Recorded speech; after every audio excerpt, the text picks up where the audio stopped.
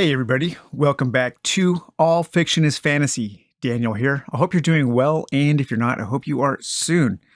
Okay, today on All Fiction is Fantasy, we are going to take a quick look at some Philip K. Dick nonfiction.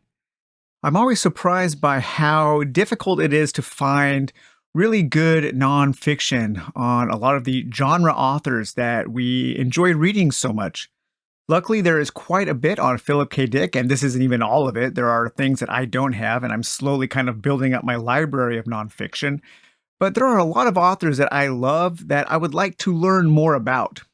And I wish there was more scholarly work being written on genre authors. But let's take a look at my small library of Philip K. Dick nonfiction. Let's start over here. We will start with To the High Castle, Philip K. Dick, A Life, 1928 to 1962. This time period, so this is a biography written by Greg Rickman. Greg Rickman was a gentleman who knew Philip K. Dick, and he is kind of I guess you could say he is an amateur scholar of Philip K. Dick. He writes quite a bit of nonfiction about Dick. This is a biography that focuses on Dick's early life up until 1962. This book is the story of Philip K. Dick, American author from his birth to the age of 32, and the publication of his most famous novel, The Man in the High Castle. I dispute that. I think his most famous novel is Do Androids Dream of Electric Sheep? But I know a lot of people really like Man in the High Castle. I'm not one of those people. It's one of my least favorite Philip K. Dick books. It is the story of a man who, more than most authors, lived his fiction. It is a story of courage and perseverance in the face of tremendous difficulties. It is a book that says a lot, not only about a fascinating writer and man, but also about American culture at mid-century, and perhaps most importantly, about a topic of overwhelming importance, child abuse, its cause, and its effects. So this book was originally published in 1989. There are some people who dispute some of the facts in this book. I don't know much about Greg Rickman. There is not a lot written about Rickman himself, so I'm not sure how good of a scholar he is, but he is one of the only people who has written so extensively on Philip K. Dick. And speaking of Greg Rickman, the next book we'll take a look at is Philip K. Dick, The Last Testament. This book I love. This is a fantastic book with a foreword by Robert Silverberg here. And this was originally published in 1985.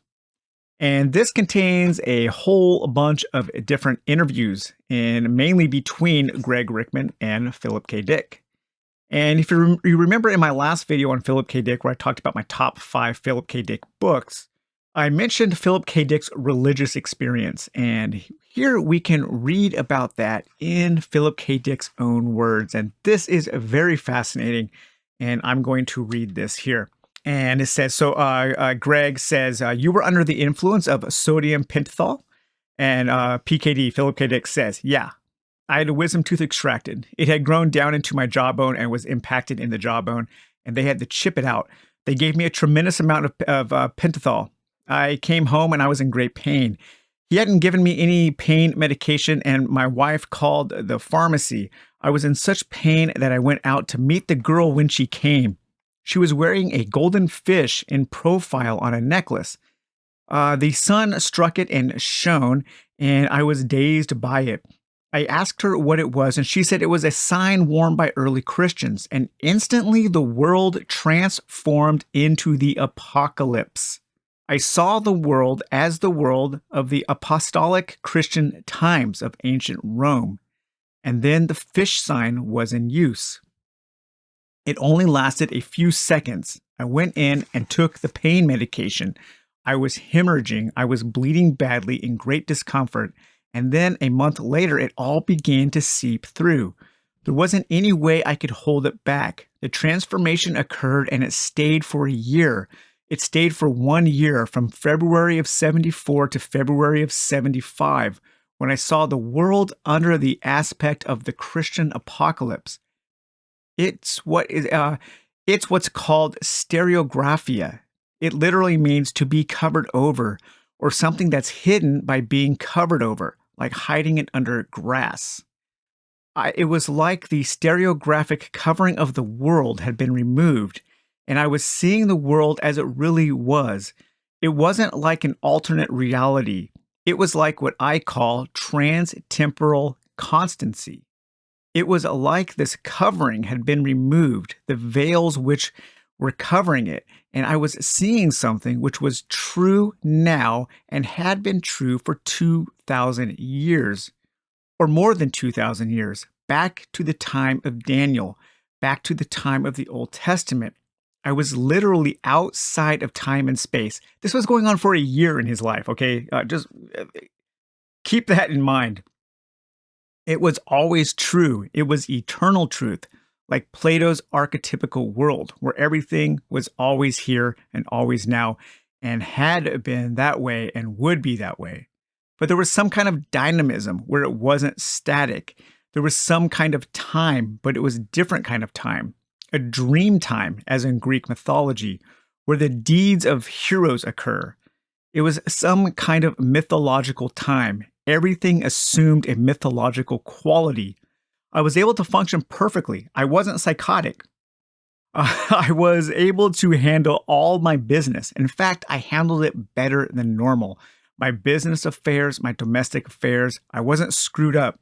But the world had the aspect of the apocalypse for me, and it was right tangibly in front of me. I could see it. So yeah, that's in his own words, and that experience has been written about, and that experience was also illustrated by Robert Crumb. This is a newer book that I got. Well, actually, it's a new book to me. It's an old book, but this is Writers of the 21st Century series, Philip K. Dick, edited by Joseph D. Olander and Martin Harry Greenberg. So this just has a whole bunch of quotes on the back here. This quote from Science Fiction Studies, which we will take a look at Science Fiction Studies there. Of all the burgeoning science fiction criticism, Writers of the 21st Century series generally has received the best press and probably deserves it. While some readers no doubt yearn for in-depth, completely integrated book-length studies, essay collections such as this one in the series offer at their best a broad range of critical opinions, often subjecting particular aspects of each science fiction author to meaningful scrutiny. So this book here is the first major critical work on one of the most important science fiction writers in the world. At the top of his form, Philip K. Dick rivals Kurt Vonnegut, Gerald Jonas, the book New York Times Book Review. So this book is a collection of scholarly essays. It was published in 1983. It contains an introduction by Thomas M. Dish, and then it contains essays by Patricia S. Warwick, N.B. Hales, Darko Suvin, Brian Aldiss, Hazel Pierce, Michael Bishop, and Peter Finning. Eugene Warren has a story, or is it a story or a letter? I can't remember, by Philip K. Dick, and another essay by Patricia S. Warwick, and then some bibliographical notes. So I haven't read this yet. I just got this one in last week, but I am looking forward to checking it out. And here we have another collection of interviews. What If Our World Is Their Heaven? The Final Conversations of Philip K. Dick, edited by Gwen Lee and Doris Elaine Sauter, with a foreword by Tim Powers. I think Tim Powers was actually friends with Philip K. Dick. I've read a couple of Tim Powers' books, and I'm not a huge fan. I am looking forward to reading I think it's called On Dark Waters, the one that was the basis for the fourth Pirates of the Caribbean movie. I haven't read that one yet. But this says, in the field of science fiction, the work of Philip K. Dick is unparalleled. His novel Do Androids Dream of Electric Sheep became the classic science fiction film Blade Runner. And his short story, The Minority Report, was adapted for the screen by Steven Spielberg and stars Tom Cruise. Dick's appeal and influence has reached the world over, creating the standard for the literary science fiction novel. I think that's pretty funny how, in order to show how important he is, they point to the Hollywood people that adapted his work and not just to his work. I think that does a pretty big disservice to the author to equate importance with Hollywood adaptations. It's kind of a weird thing. But this is another collection of fantastic interviews. This book is highly recommended. Very, very good. And then this was one of the first books, well, maybe the only book that was in print for quite a while, the only nonfiction book that was actually in print for quite a while. And this was actually printed when all of his books were being reprinted by Vintage. And so this is The Shifting Realities of Philip K. Dick, selected literary and philosophical writings, edited by Lawrence Sutton. A wide-ranging selection of freewheeling philosophical essays and journal entries, humorous, thoughtful speeches, and plot scenarios for both casual and serious Dick fans. The Shifting Realities unearths some great gems. Philip K. Dick was both our most brilliant science fiction writer and a visionary philosopher who chose to couch his speculations in fiction. For as he wrote about androids and virtual reality, schizophrenic prophets, and amnesiac gods, Dick was also posing fundamental questions. What is reality? What is sanity? And what is human? The unprecedented collection of Dick's literary and philosophical writings acquaints us with the astonishing range of eloquence of his lifelong inquiry. So this was the first book of nonfiction that I purchased from Philip K. Dick. You could get this at Barnes & Nobles and Borders when it was originally published, and that was in 1995. I was introduced to Philip K. Dick, of course, through Blade Runner. And then when I was younger, when I saw Blade Runner, I did buy Do Androids Dream of Electric Sheep. But he was completely off my radar until about 1993 or so, 1992, when Vintage started publishing all of the newer trade paperbacks. And that's when I really took a deep dive into Philip K. Dick. But this has all kinds of essays written by Philip K. Dick. So we have autobiographical writings. We have writings on science fiction and related ideas. Some little criticisms that Philip K. Dick might have written. Works related to Man in the High Castle and its proposed sequel. What was the sequel called? That's something like Grasshopper. I can't remember. Yeah, I remember there was a proposed sequel for that. Part 4, Plot Proposals and Outlines. A plot idea for Mission Impossible. A TV series idea. And then here we have some essays and speeches. Drugs, Hallucination, and the Quest for Reality. Yeah, this is a really cool book. Highly recommend this book here. This is a neat little book here, The Dark-Haired Girl. This is a collection of essays, story fragments, and half of an unpublished book called The Dark-Haired Girl, which is kind of an autobiographical book. You might say it is a work of trans-realism. Here we do have The Dark-Haired Girl. Then we have some essays, The Android and the Human, a poem, The Evolution of Vital Love, letters, Man, Android, and Machine, another letter, and then Goodbye, Vincent. This book here was published in 1988, and it is compiled. It is edited by, I believe, by a gentleman named Paul Williams here, and this is the introduction written by Paul Williams. And here he says, I am proud of this book and also somewhat disturbed by it. In form, it is a collation within a collation. The first collation was done by Philip K. Dick in the fall of 1972. He was starting to experience a sense of stability in his life for the first time in at least 2 years. Basically, the stretch of time between his separation from his fourth wife and his moving in with the woman who would be his fifth wife.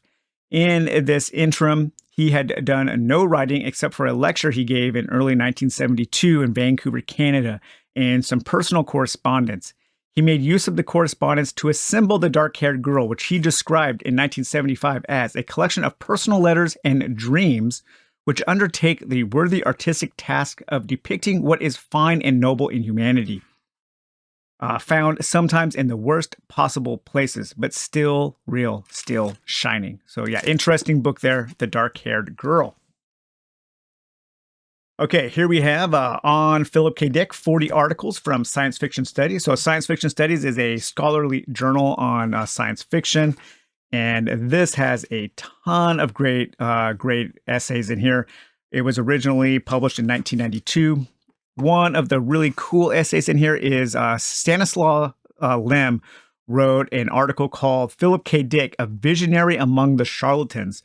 So Stanislaw Lem, of course, the author of Solaris and many others, He was a huge fan of Philip K. Dick, and Philip K. Dick was one of the only other science fiction writers that Lim enjoyed. However, when Lim wrote this article, it was during Philip K. Dick's, he was suffering from incredible paranoia. And he believed that Stanislaw Lem wasn't a real person, and that this article was written in a way to find Philip K. Dick so the FBI or the CIA could find his whereabouts.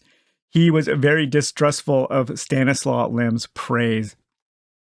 We have all kinds of different articles on the science fiction of Philip K. Dick, on different articles, and more articles there. So special issues. So yeah, this is just a collection of all of the scholarly journal articles published by Science Fiction Studies on Philip K. Dick. Highly, this is a very valuable volume of nonfiction information. And here we have a book by Brian J. Robb, and that is called Counterfeit Worlds, Philip K. Dick on Film. So this is a book all about the film adaptations of Philip K. Dick up through Minority Report, I believe. Philip K. Dick, the visionary author behind Blade Runner. That's funny. The author behind Do Androids Dream of Electric Sheep, is the most adapted science fiction writer in cinema history. Though he struggled to make a living during his lifetime, his work has since served as a deep seam of ideas to be mined by filmmakers such as Ridley Scott, Paul Verhoeven, Steven Spielberg, John Woo, and Richard Linklater, resulting in some of the most successful and influential science fiction movies of all time. From this still unequaled future world of Blade Runner to the mind-bending A Scanner Darkly, via the blockbusting action-adventure of Total Recall, Paycheck, and Minority Report, not to mention the debt of gratitude films like The Matrix and The Truman Show owe to his work, the legacy of Philip K. Dick has revolutionized Hollywood. So this is just kind of a standard film studies book, some critical essays, and kind of in-depth making of all kinds of Philip K. Dick film adaptations. So yeah, pretty cool there. And then this is the first full-length biography that I read, called I Am Alive and You Are Dead, A Journey into the Mind of Philip K. Dick.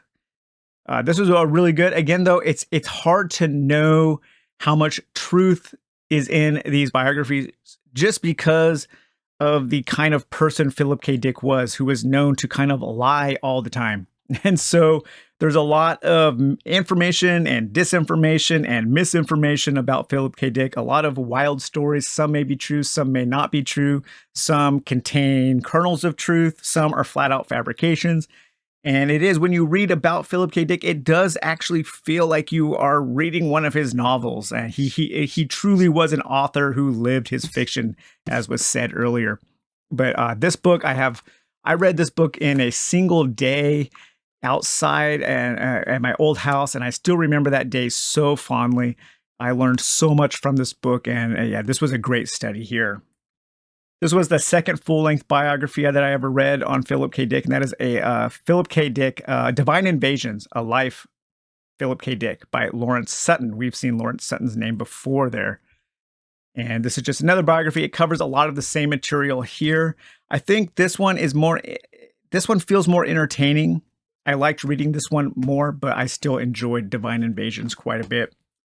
And then finally, we have maybe his most unreadable nonfiction, and that is The Exegesis of Philip K. Dick, edited by Pamela Jackson and Jonathan Lethem, and also In Pursuit of Valis, selections from The Exegesis. So The Exegesis, of course, was what Philip K. Dick called his something like 10 or 15,000 page diatribe on his philosophy and his religious experiences. It was collected in just hundreds of unmarked file folders. There were no page numbers. It was an absolute mess. So Pamela Jackson and Jonathan Lethem, or is it Lethem or Lethem? I think it's Lethem.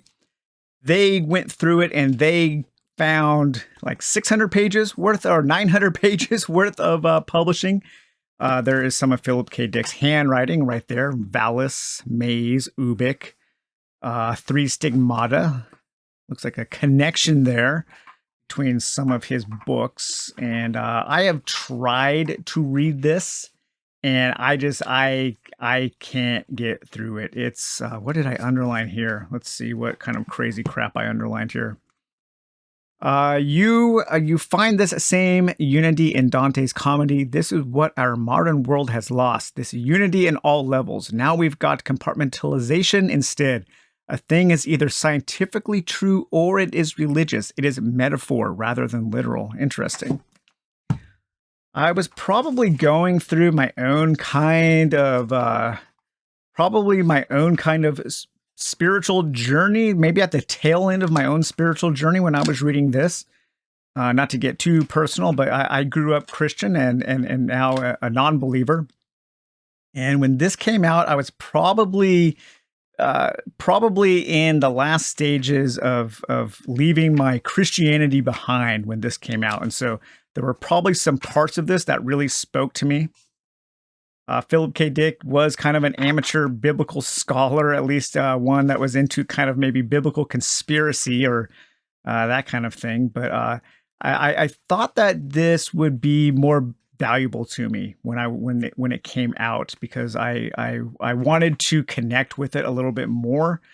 But it's so much rambling and it's really hard to get into.